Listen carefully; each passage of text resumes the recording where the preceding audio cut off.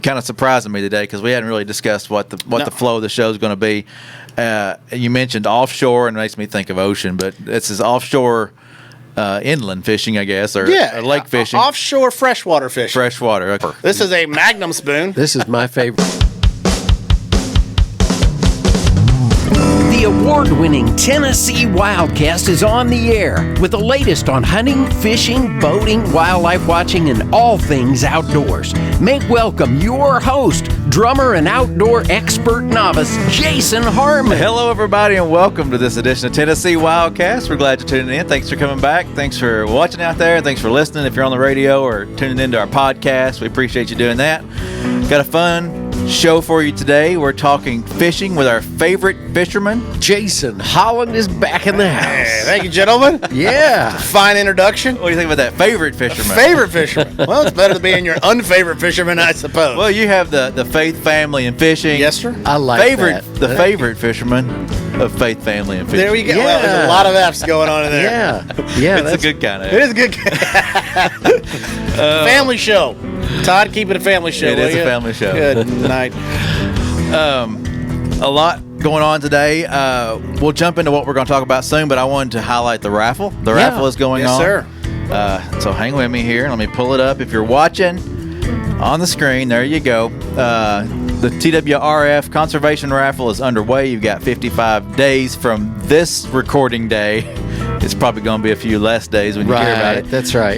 But 10 prizes with additional 100 chances on some other things. So get your tickets. 10 for 100, 3 for 50, or 1 ticket for $20. The big prize this year is $50,000 voucher toward a Ford vehicle. I mean, 50 grand Yep. Man. for $20. I mean, I'm not real good at math, but That's a pretty darn good deal. I feel like that's a pretty nice, a nice little opportunity to get in there. And I have not bought my tickets yet. I'll raise my hand that I am going to be buying my tickets. All right. Good. Very soon. So I'm excited about it. Yeah. A lot of great prizes this year. That being the big ticket item there. And then we've got a tracker boat from Bass Pro. We've got the elk hunt that started it all. The raffle kind of was birthed from the elk hunt and opportunities there. The UTV package is there from Bass Pro. President's Island deer hunt. A lot of stuff you saw last year is coming back. The Final Flight waterfowl hunt package for you and your friends. $5,000 at Academy, which is great for buying fishing gear. Yes, absolutely. The turkey hunt with the Governor's One Shot. That's going to be with Preston Pittman again this year. Guided hunt and all the paraphernalia that goes along with it. Yeah, that little seat, the pack rabbit there. I mean, if I just get one of those, I'd be happy. Those are nice. Best of the West long range shooting package. So that's a hot deal there. And then the Henry gun. So it's a lot of cool stuff. Man, I love that Henry gun. Yeah. Got the Foundation logo on one side and the TriStar on the other, so that's pretty cool. Yeah, so I'm going to need you to go ahead and line that up, if you don't mind. Okay. I'm going to go ahead and give you my ticket numbers so we can I don't need to win every one of those packages, but if I could get 5, that doesn't seem like that's too Just much. 5 packages? Just 5 of them. I just Okay. need 5 of those packages. What about 5 of the 100 additional prizes in the knives? I'll get you 5 knives. I got yeah, like we talked about before the show started, I don't ever win, ever. Yeah. In a drawing. So if I win, if I literally just get a piece of mail back saying thank you, that will be more than I've ever won. So That'll be a win right there. I'm not overly picky. And you know the thing with this raffle is you buy the $100 thing where you get 10 tickets. Yeah. You could potentially win more than one of these. That's just crazy. I mean, you know, Yeah. it doesn't disqualify you if you win. You get drawn the first time. Right. So, You buy 10 tickets, there's 10 in the pot. yeah, there's a chance. But anyway, there's some really good stuff on there. And twrf.net is the website, right, Jason? Yep. Raffle.twrf.net. Yeah, so I'm gonna need the truck and the tracker boat. We'll start there. Well, that's a good package. Yeah. You know, I if mean- you could win those two. Yeah. I mean, it pretty much just wraps up everything we're going to talk about today. I'm sure the truck's got a hitch. I would hope good. so. If not, we will we'll put one on it. Yeah. Scrounge up some pennies and put one on it. Okay. Yeah, we'll call in some buddies. We'll go in together and put a hitch on it. Oh, well, we're excited about that, and we're going to keep promoting it and let y'all know about it, but there's still time, so get out there and get you a ticket. And I noticed it does have a countdown clock. So when you go visit the website, it'll give you the number of days left on the time. So Exactly. So there you go. That'd be pretty fun. Yeah, yeah. I got my fingers crossed, my toes crossed. Hey, I'm rooting for you. All right, well, guess what? Me too. I'm rooting for me really, really hard on this deal. Oh, I need to buy me some tickets too. Well, maybe you could buy me a few. I will buy. Yeah, does it disqualify you? Hey, you could give it to somebody. Yeah, I mean, why not? Yeah, that's right. I will share. Okay. So if I win all 10, I will share one with you. Yeah, awesome. That Seems like good. a fair trade. I'm that kind of guy. Well, what are we talking about today? We got a lot of stuff here in front of you, and I'm kind of surprising me today because we hadn't really discussed what the flow of the show is going to be. You mentioned offshore, and it makes me think of ocean, but this is offshore inland fishing, I guess, or lake fishing. Offshore freshwater fishing. Freshwater, okay. Yeah, and again, offshore ledge fishing. There's a lot of different terms. I use offshore. Anything that I'm not directly throwing at the bank. Okay. And I'm fishing something that doesn't have a visual representation above the water, offshore. And when I say offshore, most of the time that's going to be on some type of drop, a ledge, a hump, a saddle. There's a million different terminologies. Right. But just basically something underneath the water that you can't see that bass will gravitate to this time of year. So right now, summertime, exactly when this is going to air, but we'll just say summertime. It's hot. And so the misconception is every single bass in the system goes offshore or leaves the bank and goes out. It's not the case. There's always resident fish no matter where you're at. So for your bank fishermen, don't get discouraged. There's still fish up shallow that you can, still fish from the bank and still catch some. You honestly more likely to catch panfish this time of year shallow opposed to bass, but you still can. Not every single bass, but and when we're fishing, we're always trying to find the largest concentration of fish on the body of water. This time of year, when the water temp is up in the high 80s, low 90s, it's hot, dog days of summer, they're going to go out deep. Right. Only reason they go out deep is there's really two things that they're always looking for. One, just like the rest of us, they're always looking for food.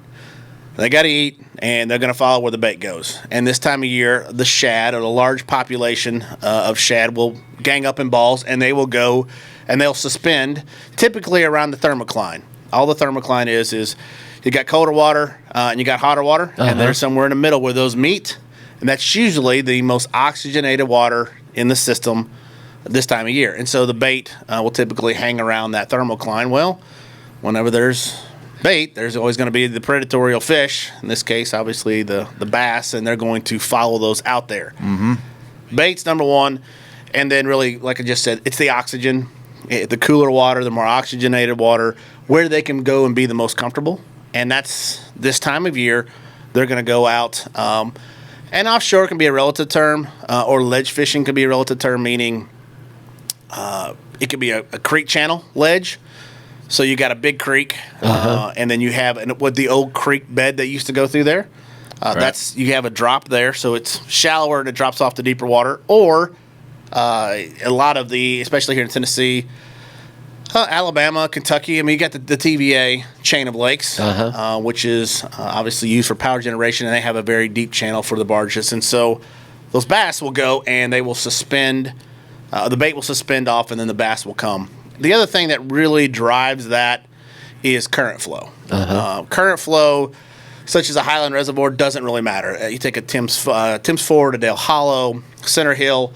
That current is not necessarily as much of a prediction where the bass will be, opposed to a Kentucky Lake, a Nickajack, Chickamauga, any of those. That generation, as they're again summertime. So the power needs go up because everybody's got their air conditioning cranked down, right? And power needs spike, and so to generate more electricity, they pull more water through the system, through the turbines or turbines, wherever you're from, how do you want to say it. It's going to create more electricity, and so you get a lot of current flow. Current flow in offshore fishing, that's really where we're going to spend the time today. We don't have near enough time to go through the nuances of non-current generation lakes fishing offshore, so we're going to focus really on. We're going to talk mainly Kentucky Lake.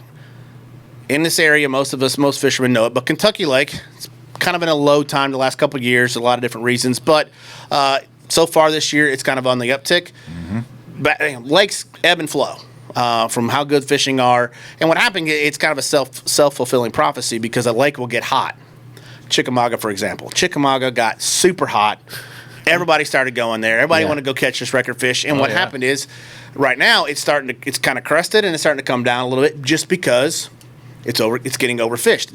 There's a tournament almost every day on that lake, every weekend, unless it's super cold. There's a tournament going on. And so what happens is it's the old saying of high markets fix high markets and low markets fix low markets. Same thing in bass fishing. When the lake gets hot, all the fishermen go there, and it's good for a couple of years, and eventually it starts going to decline because it's getting a lot of pressure. Gunnersville, which is right across the border in Alabama for us here in Nashville, has been one of the hottest, greatest lakes in the entire country for years, but it ebbs and flows. Right now, Kentucky Lake is on its way back up. But Kentucky Lake is literally world-renowned in bass fishing for the offshore ledges. Everybody comes to Kentucky Lake from across the country and from around the world to fish the offshore ledges of Kentucky Lake, starting basically the middle of May, and it'll run through August, depending on weather conditions and a lot of things. But it's so good. You literally can go out and you can catch a bass offshore on every cast for a long period of time. The most I've ever had personally is I've had 14 casts with 14 keepers, which is incredible. I mean, a lot of times you'll go fishing all day, and if you catch 14 bass in total, it's a great day, much less 14 keepers. And so that's just, they're all ganged up, and you get them fired up, and so it's a lot of fun. It's still hot. Kentucky Lake is still good. Those offshore areas are still good, but what's happened is because of the Asian carp, it has repositioned those fish. So a place that I used to go to every single year, and I knew, hey, when I got here this time of year, I was going to have the greatest day ever. The bass have been replaced on those places with Asian carp, but the bass are still there. They just repositioned. So a lot of times you'll read the forums and a lot of bass fishermen are complaining about how bad Kentucky Lake has been. That's not true. It's just they can't go do what they've always done. And getting the Asian carp has repositioned them. Got to work a little bit. You do. You got to get out. You got to get on your electronics, and this is really where your skill comes in, because you can't go back to that same horseshoe right outside of Leatherwood and catch them all day. It's hot. I mean, it's the most biggest community hole on a lake, and there's been more tournaments there, more fish caught there than probably at least in that Paris Landing area. That's where everybody goes. It's incredible, and I've caught literally thousands of fish in a 150-yard stretch. They're not there anymore. You can go look and you see on the graph, and it's the Asian carp have moved up there. So those bass have actually repositioned it into the same type of area. They just moved back to a secondary ledge. So anyway, we're getting off subject, but we're going to focus on Kentucky Lake. We'll talk on offshore fishing. That is really the whole concept of what we're going to talk about today. That's the pretext of what we're talking about. Well, Don and I went fishing with Mike Parsley and Ian Huey, and we caught some striper. Yeah. On the ledges, and we were putting out a video and trying to shoot some stuff, and we caught a few fish. So that was fun to watch that happen and even participate in it. I mean, y'all did a video or did a virtual class not too long ago, and that's on our YouTube page, so folks can go see that. Yes. And learn more about this as well. But stay tuned, because here we go. Yeah. So again, pretext is when I talk ledges, we're talking a river ledge, where it could be anywhere from, let's just say 8 to 10 foot, maybe 6 to 10 foot on top. So a shallower area that's going to think of a pool. You got the shallow end and how it tapers down to a deep end. Yeah. There is a good mental context when I say a drop or a ledge. It's just a shallower part that's going to kind of just tilt off and go down. Or I like to use the analogy, think of a ditch. You get a backhoe and you make yourself a 3-foot ditch in your backyard. You got your grass where it was, and then it just drops off into your ditch that you just dug. Same concept. That's a ledge. Yeah, that's all. When I say ledge or drop, that's what I'm referring to. Right. Flatter on top, drops off. And bass, well, again, think about as it comes across and it's flat and then it begins to drop off, the shad will ball up and they will suspend right over that where it starts to crest over and you start to head down. They will suspend over there. And the bass will then go down, will be on the bottom, and they will be sitting there on that edge. Where current becomes a real big player in the whole process, the current will position the fish. So if there's not much current, they don't have to be just sucked to the bottom. They're not looking for a current break. They will kind of float up a little bit, and they'll be suspended off the bottom a little bit. And all that they're doing is that shad is up there, and they will get together in a school and think of what you've seen on ocean, like videos of the ocean. Finding Nemo. Well, you can look at Nemo, not necessarily reference I was looking to. Oh, sorry. But what I'm talking about is you'll see the school of whatever predatory fish will start just busting all over this bait ball. Same concept with bass, just obviously scale everything down. Current will then come into play where if it's a lot of current, they will have to get down lower and they'll have to get behind either a rock or something, a current seam, somewhere where they're not sitting there just fighting the current. Because they're much like me. I want to sit in a chair and be as lazy as I possibly can while I'm eating dinner, right? I don't want to be running a marathon while eating dinner. Same concept. They want to be with the current break where they can sit, they can be comfortable, they can wait till the bait gets positioned right, and then they can go up there and get the easiest possible meal they can. So current will position those fish. Right now, everything that I have on this table we're going to talk about is when that current is flowing and when they are on the bottom. Okay. Right? And that's because this is such an in-depth conversation, it can go literally for hours.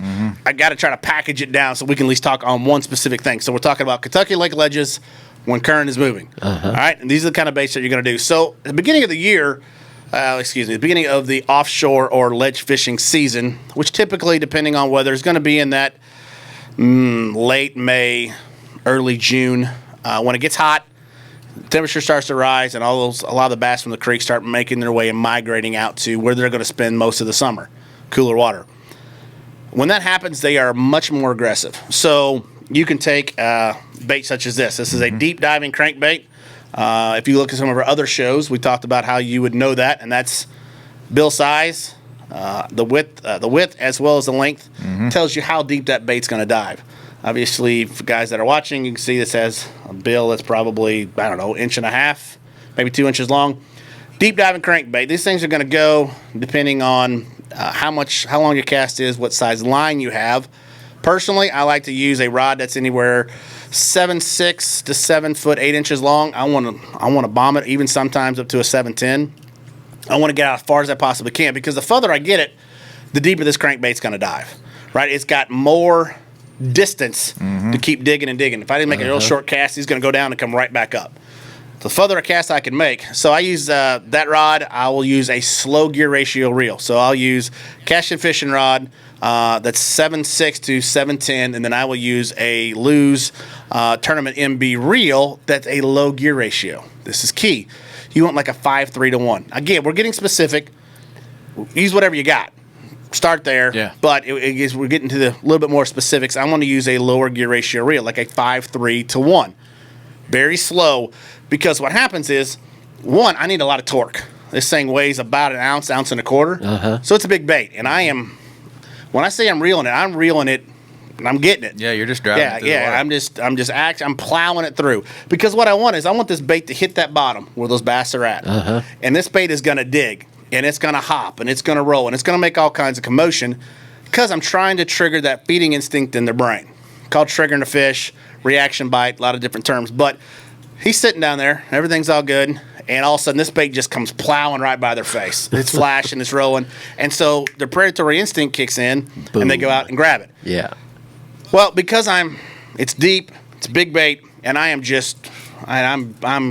grinding the coffee, you want to go a lower gear ratio reel. Because if you have a real fast reel, one, you're going to have a lot more speed than you really need. And then number two is it's going to work the fire out of you because you are moving so much line. I want this thing to get down there, and I want it to hunt, and I want it to dig. And so a slower gear ratio reel is going to make that much easier on the angler because when you throw it, I'm going to be throwing it for 8 to 10 hours a day. And I'm winding. And so your elbows and wrists gets to... you'll know you did it. When you say it's down there and it's grinding, are you in the bottom of that ditch? Is that where you're driving? No, I am. So I'm going to throw this on top. It's a great point. So I'm going to throw this on top of that ledge. So I've got a bait that's going to dive. Let's just say we'll use easy math. Let's just say 25 feet. Okay. Let's just say 22 feet. 22. So what's going to happen? I'm going to throw this thing up, and I'm going to be reeling it across. It's going to be in 8 foot of water. Okay. So if you think about that, this bait is just it's just boom, boom, because it keeps diving straight down because it's designed to go deeper. So what happens? It's on top of that ledge. digging, and then all of a sudden it pops. So you think about it, goes over the hump, over the side. There's a good way, and over the side, and so it's banging, and then it just pops free, and that's typically when your bite's going to happen. Okay. Because they're watching it comes by them. They either grab it when it's up shallow, but you got to think they're sitting right on that crest. That is where they're sitting, and that sucker's going to come right by them and then pop free. Dude, they can't handle it. Gotcha. They cannot. It's the greatest bite because they hit it. Again, they're hitting it because they want to kill it. They want to. They want to hit it hard as they can, and it is a fantastic bite. And a lot of times when they're schooled up, it's nothing to go a day and have multiple. You'll catch 2 on one cat. 2 on one lure, because again they're schooled up. They're all competitive. They're all fighting for that food, and so also that bait comes through, and when one grabs it, the other one thinks, hey, my buddy's got something I want to eat, and so they'll come over there, and it's many times this time of year you'll catch doubles. It's a blast. Some of the most fun you're ever going to have. Why are we here? Let's go. Yeah. We could probably be there like an hour and a half. Okay. So call our wives, hook up the boat, we're out of here. We're out of here. But beginning of the offshore season, you can catch them great on a crankbait. What happens over time is they will see 1,000 crankbaits. In a couple days. And so what happens? They get conditioned. So they're used to seeing that thing coming through, and so they don't react like they do at the beginning when they haven't seen them, since last offshore season. So crankbaits, a couple tips with that, and we are going to run out of time. We may have to do a extended. The next show may have to be on offshore, but you got this is a Spro. It's a deep diver. One of my other personal favorites. This is the Rapala in the DT series, Dives 220. If you can see that, actually has a weight. Oh yeah, I see. Molded directly into the bill, Uh-huh. and that helps it. Again, it helps it get the distance. One key that I will show you. Remember when I said that they get conditioned to it? So most of these baits have a rattle system in it. You can hear that. Yeah. And so that again, it's more noise, it's more attractant. So what happens over time?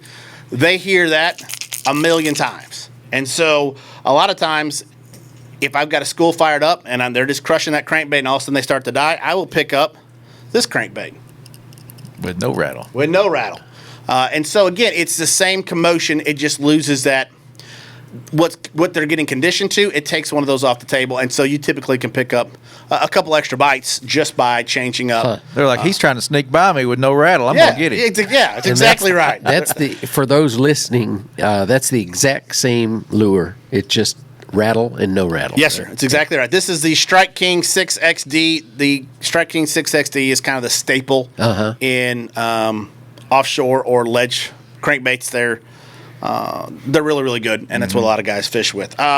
This one, for guys that are actually on the video, this is by Patrick Sabille. This is their deep diving crankbait. I've never seen anything like that. I know. It's pretty unique. It's got, instead of trebles, for those that are listening and not watching, it actually has a 6/0 hook that pivots. Off the back, like a tail almost. Yeah, off the tail. Here's the problem that you run into with these big crankbaits is because you have a crankbait, let's just say, is roughly 1 ounce, and you got a treble hook, and he's hitting it wide open, and now he's fighting, thrashing, and you're reeling it back in. So what has a tendency is they will use that weight of the lure kind of as a fulcrum or a pivot point, and when you see them jump, when they jump and they're shaking their head, what they're doing is they're using that weight, and it's popping that hook free. So what they've done here is they've got rid of the small, size 1 or size 2 treble and went to just a big, I think this is a 5/0 hook. What's really good with this is also if you're fishing offshore that has, say, some brush piles or has more things you can get snagged on opposed to just rock or just a shale bed, it's a really good way to do it as well. Right through there. All right. How are we on time? We got about 6-8 minutes. Oh, okay. Yeah. Well, hey, I may. No, I'm sorry, 3-4 minutes. Oh well, I better shut up and hurry. I miscounted. All right, so we talked crankbaits, really good. A Flutter spoon is a great way. Again, I think they're out there feeding up on shad. A spoon is a great way to mimic a bait fish, and it's not an actual spoon. If you're listening, it is a it's called a Flutter spoon. Flutter spoon. There you go. So Google. It's got a bend in it, and the back of it is concave. Yeah. And so as it falls, it kind of just think of a side-to-side sachet. Whoa, sachet. Ooh, wow. Really? Tired of Almost- breaking out the big words. Don't edit that out. It makes me look smart. The emotion you're showing us there, it kind of reminds me of a lightweight leaf just kind of floating down. Yes, sir, that's exactly through right. the atmosphere. And what it does is that flash is what gets their attention. We've talked about on the show many times. I like the color red, and so I actually take these and spray paint the. Oh yeah, I see spray that. paint the hook red. I don't know what works. makes a difference to me. I feel like I've done something special. You've caught fish on it, so Yeah. So this is a Strike King spoon. spoon. Yeah, that's the 5-inch spoon. So here is a. That's a whopper. This is a Magnum spoon. This is my favorite. I want to hear the story. Yeah, on this so one. a fishing guide and pro fisherman, as well as a big duck hunter out of Reelfoot. His name is Ben Parker. Created this Magnum Flutter spoon. Wow. It has a 2-aught hook on the bottom. It's got the tinsel, and it is. I think this one is 7 inches. I believe 7 or 8 inches. Same concept as what we just looked at before. It's just an absolute. It's just a Magnum. Man, Bigger presentation. Yeah, and here the thing of it is, I can't tell you how many 1.5 to 2.5 pound fish I've caught on this thing. I got one of the old. that's amazing. Yeah, I had old fishermen tell me all the time. He said, "Son, they don't know how far their eyes is from the tail. They have no idea how big they are. They don't care. It's flash. It looks like something to eat, and they'll smack it." Yeah. If you haven't fished a spoon offshore, go watch some YouTube videos. It is my personal. This is my favorite way to catch them offshore. I love a crankbait. I love a big jig. But there's something I about love a spoon. spoons because I can throw them so far. Oh, I can bomb them out there. Yeah. I feel like I know what I'm doing when I do that. We won't spend a lot of time on it, but the 3/4 ounce football jig, never go wrong with football jig. You can drag it, you can hop it, and you hop it, you're activating that skirt. This time of year, don't have time to go into it, but just Google or go to YouTube, and it's called Stroking a Jig. Watch that. It'll blow your mind. All right, so we're going to hurry. You got big shaky heads, 3/4 ounce shaky heads. You got wobble heads, another great one. It's just a football head that's got kind of a pivot point in it. We talk about it I think every time we're on the show. Tokyo rig. All right, let's hit soft plastics real quick. We didn't hit swim baits. We have to do another show. We may have to do another show. Yeah. Swim baits, 3/4 ounce head. This is called an underspin. I love the Yum Money Minnow. It's great. Money Minnow. Money Minnow. Zoom Old Monster. This is a staple worm offshore. Yeah. Everybody's heard of the Old Monster. It's a 10-inch worm. Great. Missile Baits Quiver. It's great on the Tokyo rig. And then the D-Bomb from Missile is great on the back of a jig. Or with one thing we need to bring up, Carolina rig. If you're not getting bit with everything, tie on the old ball and chain. We've done a show on it. Put the ball and chain on, chunk it around. I promise you'll get bit. Thanks for having me. As always, I love being on the show. Yeah. Three most important things is your faith, your family, and your fishing. See you Love guys it. next time. Check out Jason Holland Fishing. Wait, what about this right here, though? Oh. If you want to Whoa. fish shallow, you can if you're watching at home. That is a massive monster. I love how you strategically place that fish. Yeah. That thing is a solid 8 inches long, and he looks like a 6-pounder. It's all about the angler. You might. Angler. be Zing surprised. How you like that, Todd? Make sure that makes the cut. That's a good one. Anyway, yeah, so if you want to catch them shallow, out there they are. And if you want to fish ledges, take Jason's advice. Come And on. encourage all our listeners to watch the podcast Yeah. because there's a lot to be seen here, and all the great stuff that Jason's touting here you can see demonstrated. Yeah. Well, this is Tennessee WildCast, and hey, we'll see you next time.